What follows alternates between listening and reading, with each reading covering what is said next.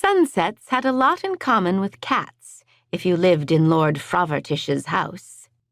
Roxannah never knew what they might drag in.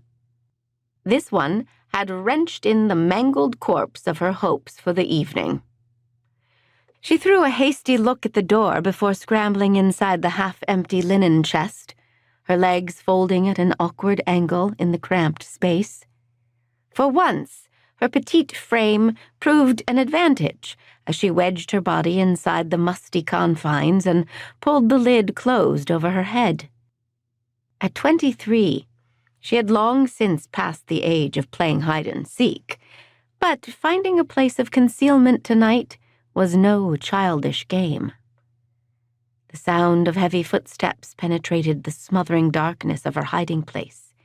Her mouth turned dry as the steps reverberated inside the chamber, followed closely by softer footfalls.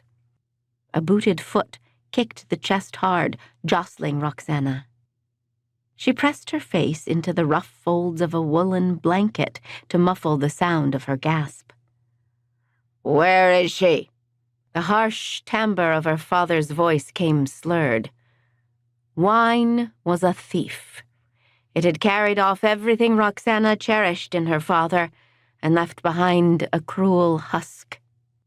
She had the bruises to prove it. "Perhaps she's in the kitchen cleaning up from your dinner."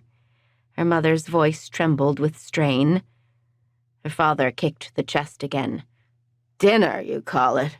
That bowl of peasant soup. I told her to cook me lamb." He had, but lamb cost silver that he had neglected to provide.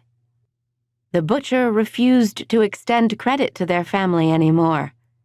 Years ago, her father's noble name had meant something in Susa.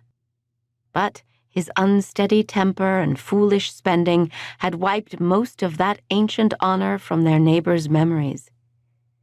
These days they had no income other than the coin provided from a modest parcel of land her grandfather had long ago mortgaged to a farmer. It was the last of what remained of their family's once rich pasture lands and orchards. The paltry revenue stretched only far enough to fill her father's cup with cheap wine. He had long since sold off every other valuable inheritance he could. Her grandfather's precious herds had disappeared over the years, bartered off in exchange for her father's mounting debts.